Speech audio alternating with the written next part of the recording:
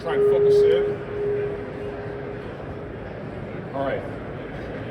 We have a little bit of that. But, well, good morning to everyone.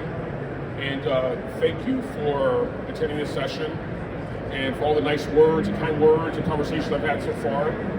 But I'm Wayne Simmons. I work for Pfizer, global pharmaceutical company based in New York City. And I work in a function called customer excellence. And customer excellence is an interpretation of customer experience that's built for the commercial world.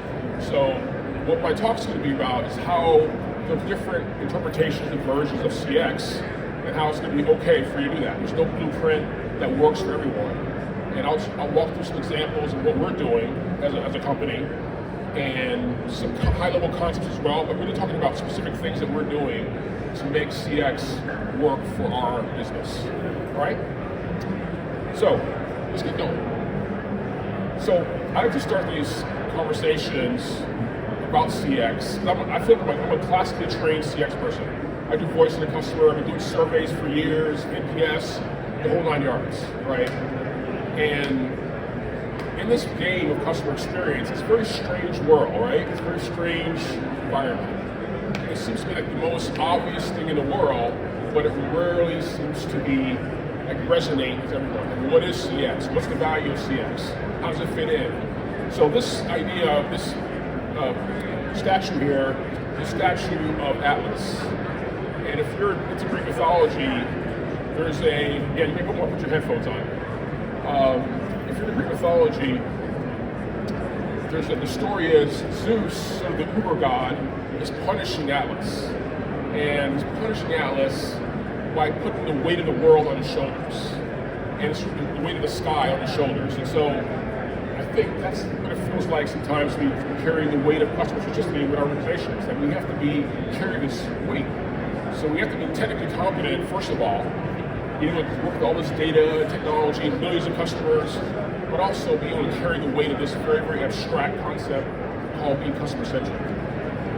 Then it kind of goes to more executives in the C-suite, who's really their job to do this, right? It's really their remit to be the sponsors of this idea of being customer centric, and it still falls on our shoulders. And I just say that humanity's first CX leader is Atlas. That really represents us, right? We always carry this weight on our shoulders. How can we be more customer centric? We try to address it with technology, with processes, with people stuff, but that's our job. So our mission today is going to be very much about that. Two things I'm trying to get across. One, let's elevate the urgency for being customer centric. Again, that's a really, really important topic. Technology is great. There's technology everywhere, but elevating customer centricity as an idea in our companies is our job one. And job two is changing the narrative around CX. What does that really mean? How does it impact the business, impact revenue, and the drivers of the business? That's our job for today. So, the next 20 minutes or so, I'm going to kind of walk through a story called Customer Excellence, and again, talk about specific things that we're doing at Pfizer to give you a sense of how those principles apply in a real company. So, here's the game plan. We're trying to go from nice to have to urgent. That's the bridge we've got to cross as a discipline in the different versions and flavors, interpretations of customer experience. How do we go from nice to have to urgent? So what we've done, our overall framework is the following. Starting at the left here, in pharma, there's a lot of customer experience around research, insights, and design. That's already in play. That's known quantities. What the gap is in operations, marketing, and sales. So in operations environment, in pharma, the model is every brand has its own contact center. We call them hubs, but we interact with customers in very discrete chunks. There's no enterprise front door, typically in pharma. So the operational piece for CX is a new concept, and we're trying to stand it up now and try to become more of a conventional front door to the contact center type model. Marketing and sales. So as you know, as you go to your doctor's office, there are always field reps sitting in the hall waiting to talk to doctors. So we still have large field forces, sales forces out there talking to doctors. So the vast majority of our interactions are face-to-face, out in the field. Very difficult for us to understand what's going on there, but we use technology to get there. So we're trying to fill this gap, operations, marketing, sales, to get to this other side of the equation here, where CX cannot succeed in a vacuum. And this is the silo we were just talking about. Like, CX has to be fundamentally integrated into the business.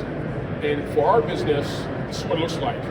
So we actually changed the name of CX to Customer Excellence to fit into our terminology. We have sales excellence, marketing excellence, and launch excellence. We're launching new drugs. That's the current state. So customer experience / customer excellence is now integrated into that model. So it isn't this foreign thing on the side. It is something that's integrated into how we do business. No longer in a vacuum. And then the third piece here, this is the book that I wrote, so it's a shameless plug for my book. But this idea of customer excellence, that CX has to be organic to the revenue model, the business model. How the company makes money, we have to be directly involved in that. And I'll talk to you a little bit about how we're doing that at Pfizer. Okay? It's our game plan. All right, we all love a good movie, so let's have a little bit of fun. You're going to get exposed to my first foray into AI myself, my AI video. So you're going to see my first AI publicly, exposed example. So we're going to start with. All right, give me a break. This is my first attempt at creating a AI poster, and this is about a airline.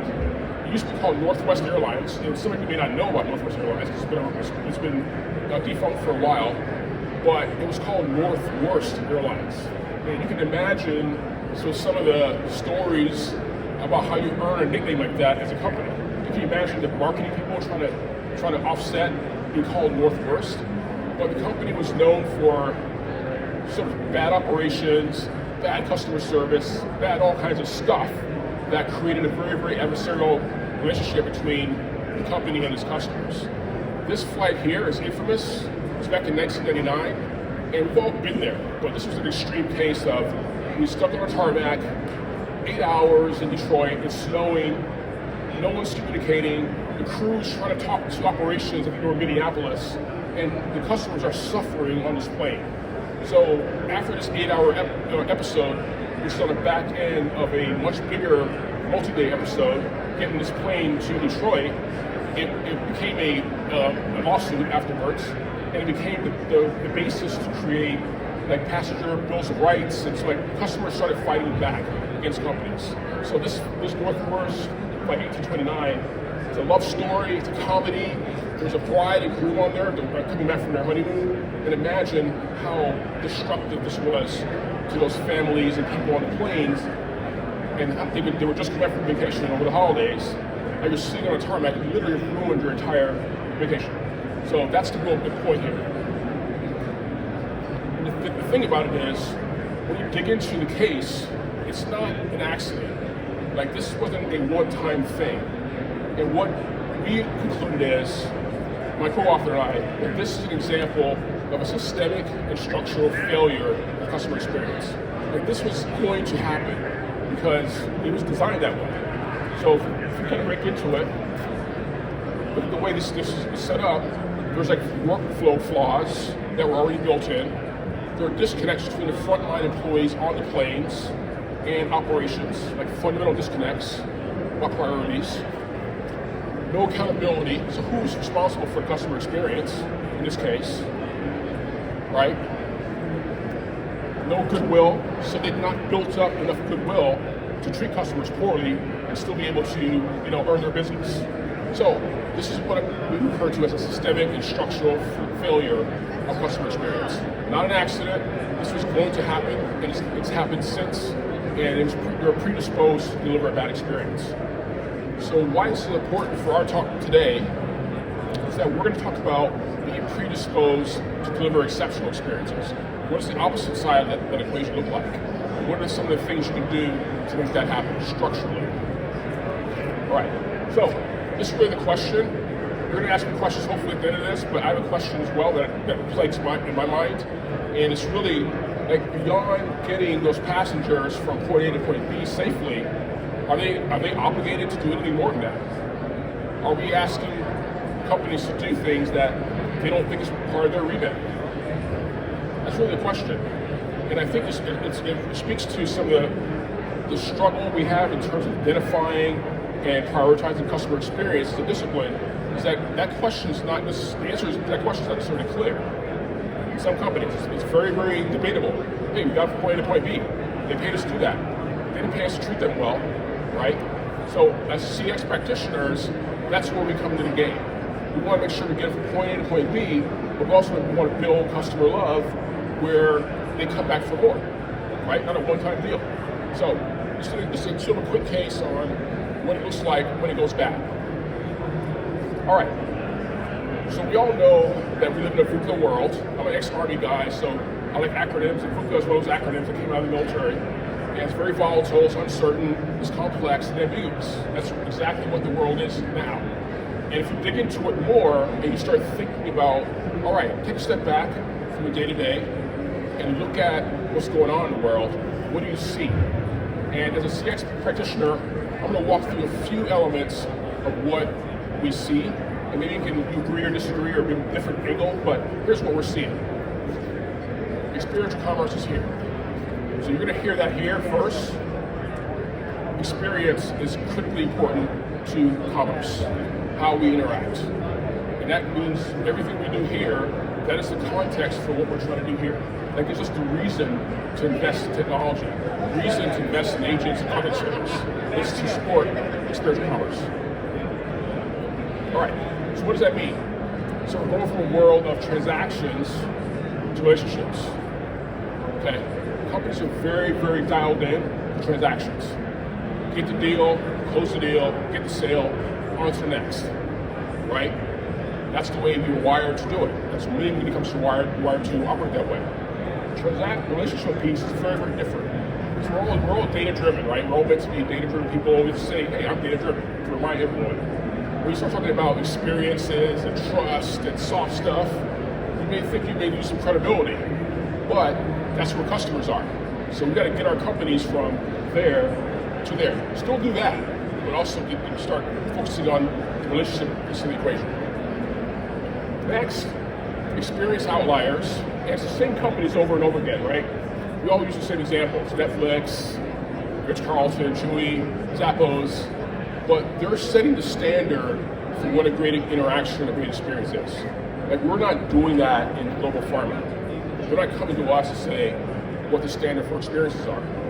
They're going to these companies they live with their day-to-day. And same with your customers. So the standard is not what we want, what we're willing to invest in. Standards we set outside of our worlds. Next, customers are seeking trusted partners in their lives. So actually switching between companies, like switching banks, is really, really difficult. So if your bank upsets you on an ongoing basis, they still got you because you don't want to switch to another bank, right? So what customers are looking for are companies that are part of their lives that can be trusted. So forget about all the political elements of companies, but I know that when I'm done to go to the airport, I'm going to call Uber, and within 2 minutes, I'm going to have a car to take me to the airport. It's not an area of stress for me because they've integrated into my life. Same thing with Amazon. I order my coffee from Amazon. It's regular, it's ongoing. I trust them to deliver that value. So customers are looking for companies to engage in their lives as trusted partners. And we are, in fact, integrated into their lives. So the standard's high. Why does this matter?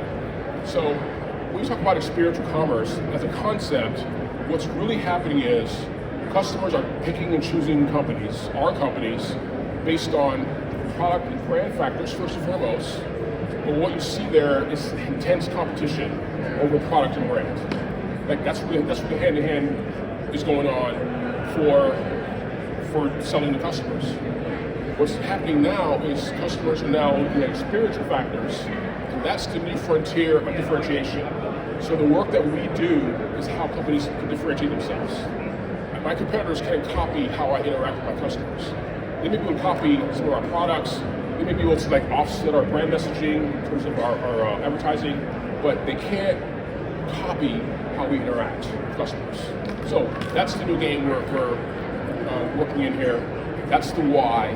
We want to make sure when customers are keeping score that we show up and we're not a detractor, or we're not getting they're rating us poorly because of our interactions that we have with our remit. All right, the problem is, we've seen this for many, many years. There's a persistent sense of customer pain. You can look at any number of stats across the board, and you'll see that customer experiences are not meeting the standard, at a wide scale. We're still suffering. Customers are still suffering too much, and as I mentioned, that means a whole lot more now because of experiential commerce, and the customers can score on the basis of experience. So we've not quite figured it out yet. So we have work to do. This conference, we have work to do to deliver great experiences. All right, brings me to question number 2. So 25 years ago, the article, an HBR article called the Customer Economy, Experience Economy, Experience Economy was put out. So that became like the start point of what's now CX. And 25 years later, we're still grappling with some of the same issues. So that's really the fundamental question. I'm going to get into now some of the things that we're doing to offset that. How we're restructuring. Remember, structural and systemic change. The tech won't do it by itself. Training won't do it by itself. We need structural and systemic change to create a new type of company. And this is the formula for it. 3 is greater than 2. So competing on product, brand, and experience is better than competing with product and brand. Voila, right?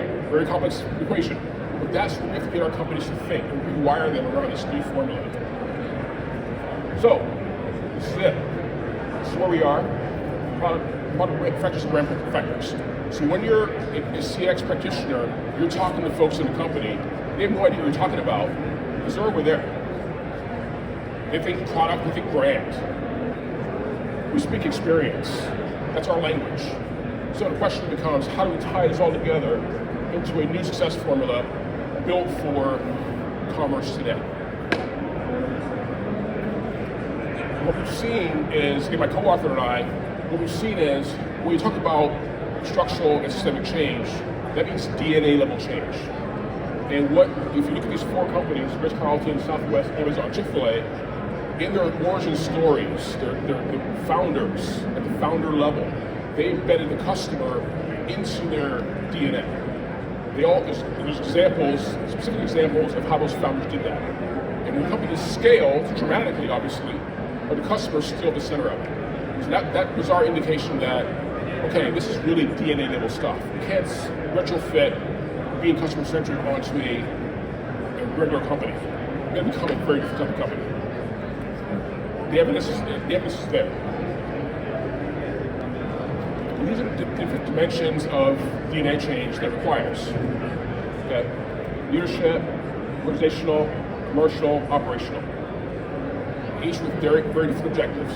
So my CX strategy is building activity, investment, tech, support these 3 objectives, 4 objectives. How do we change the company fundamentally? Okay? So, I'm going to walk through some examples of how this plays out for us, and it'll be different for you. But my hope is we can walk away saying, okay, I don't have to abide by some mystical blueprint for CX success. I could go to my organization and design a bespoke solution that works for our company and resonates with our company. That's what I hope the outcome is. So yeah, these things that we're doing is going to be unique to us. So going from functional to superficial, everyone says they're customer centric. No CEO ever says, well, we're not customer centric. They all say we're customer centric. Every one of them. It's always in annual reports. It's always in the quarterly reviews and the Q1s. So, but we call those platitudes, superficial platitudes. It's easy to say that. Functional stuff, tech for tech's sake. in pharma, we are choking on technology, choking on data. We're generating data like you would not believe on a day-to-day basis. But this culture allows to actually take that data and use it. And on behalf, that's the cultural gap we're still trying to fight through. Going into structural and systemic change. So for us, I'm going to walk through quickly 6 examples that work for our company. Again, you're going to have your own portfolio of structural changes. All right, first and foremost, reimagine the customer. We have a very, very complex customer ecosystem in healthcare. We have payers, providers, every type of healthcare professional you can imagine, every type of business in healthcare or vertical is very different. So oncology is very different than primary care. So it's a very, very complex ecosystem, and it's very, very large. So reimagine the customer. So we know our customers. We all have profiles, right? We all have our profile of Dr. Cosby. We know she's a cardiologist. We know everything about her.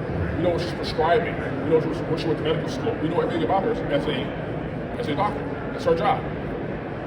But what we don't know is what's driving her expectations. So we don't know her as an individual, as a consumer. So that's the work we're trying to do now, is to understand who these professionals are, and then how can we understand what their standard is. So this is something that we have to do to change our game. Next, we structure our commercial model. All right, everyone knows what this is, right? This is the most successful framework in history of business. The funnel. We all have it. We all love it. We all know it. I can sit down with a person in Japan, have a conversation about this funnel, and then we'll communicate about it because we all know it. And if you look at this funnel, awareness to purchase, what happens after purchase? I think it's mystery. And that's another structural flaw in how our companies are wired, is because we all use the funnel to manage our customer relationships, to get them to acquire new customers. We're built to acquire, but after acquisition, it just goes into a black hole. Tossed over the fence at best. So, what I want to advocate here is this transition from the funnel to the flywheel. It's a migration, it's an evolution, a maturity.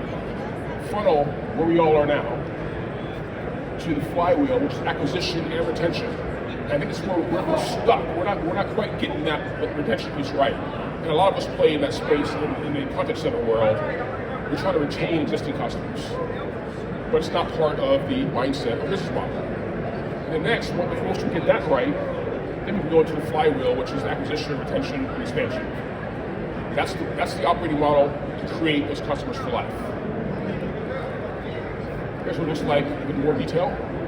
So for us, driving the acquisition, retention, expansion, and flywheel starts with voice of the customer and customer context. So when we talk about voice of the customer, measuring sentiment, all those things, to what end? The end is now to drive this flywheel. Not just acquisition, but retention and expansion. That's where the value is. The outcomes, desired outcomes for customers. So now you are structurally treating customers in a more empathetic, structured, delightful way to keep them. And then also desired commercial outcomes for us. So we're in business. There has to be a synergy between delivering value to customers and value for ourselves. So this flywheel model is what we hope to get to, go from the funnel to the flywheel. So restructuring how we do commercial thinking. Next, we define measurement. Measurement is a very hot topic. Like you can get into fist fights about NPS, or CSAT, or OSAT, or whatever. So what we are doing is, I'm most proud of, is really building these bespoke metrics. Metrics that fit our business. NPS, CSAT, OSAT, effort, fine. But I care about what's driving those outcomes, like down the journey level. So building bespoke measurement regimes that speak to our business. That's how we're kind of getting over the philosophical bows about measurement, but building bespoke metrics. Laddering up to a business OKRs in a structured way rather than measurement to nowhere, which is what we had before. All right, get to the end. Rethink voice of the customer. So we know that we're all in a very data-driven world. And so for us, in our contact center, for the first time, we got the compliance approval to start recording, doing text analytics. And that's one big leap for mankind in pharma, but it's just part of the equation. What we realize is our marketers and our field force are also interacting with our customers, so we're getting data from them as well. And what's going on out in the field from our 5,000 sales reps in the US? Tell me what's going on. Make that part of our ways of working. So multiple ways to think about voice of the customer beyond a survey. Which doctors don't want to fill out? Don't do it. All right, next is reframe the CX skill set. So this is really a human capital PX type of a play where we've taken our core marketers and they have a marketing skill set at the core, then a digital marketing skill set wrapper around it, and what we're doing is building a customer experience wrapper around that. So they are now customer experience enabled marketers. So they can drive that flywheel. They're not just thinking about the funnel. So this is a collaboration with HR to build a different type of marketer to engage with. So again, structural. All right, finally, just wrap it up. This is going to build out, but basically what we're trying to get to is how do we play in that revenue and value creation engine?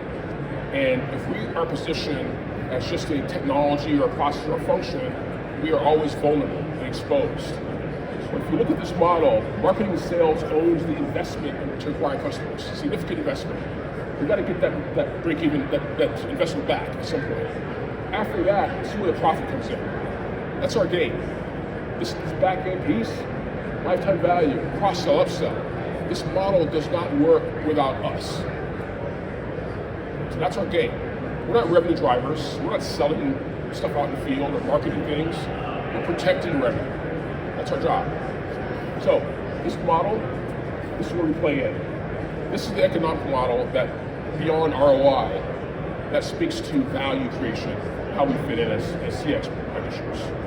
So we'll keep building, but that's the game. All right, I'm done. I'm not sure how we are on time. Let's see. 3 minutes left. So happy to answer any questions you might have or any clarifications you might need about this idea of customer excellence, fitting CX into a company's fabric, having freedom to do that. Any questions? Yes, sir. Where did the aha moment come in where you had Pfizer brand and had all these different customers underneath? What is the aha moment? So the aha moment for me, so the question is, what was the aha moment at Pfizer? And it wasn't at Pfizer, it was before Pfizer. So I have the Ritz-Carlton in my background. That's my aha moment. It's like, how does this company, over decades, deliver exceptional experiences across hundreds of properties at scale consistently? That was my fascination. So I studied that model, and that's my frame. So I brought that into pharma. Yep. Where can your book be purchased? Amazon. It's a real book, so it's a published book. So Amazon, if you want to buy my book, I won't hate you. Okay, thank you. Thank you. Yes, sir. Yes, sir. You're welcome.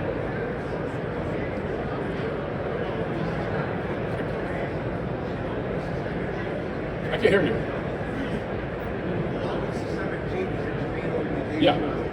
That you also made changes on how employees are compensated, incentivized, how we hire against those changes. Because otherwise, humans will change. Yeah. Not yet. Not yet. That's a very, very hot topic. Incentivizing. Not yet. Not ready to fight that battle yet.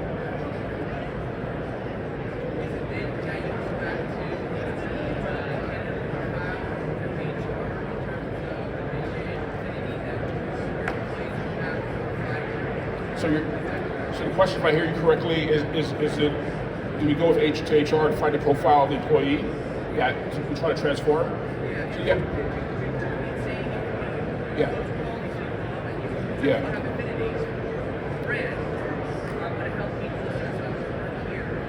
So I guess it's like after that, it's the same thing in terms of funnel. As a customer retention and creating increase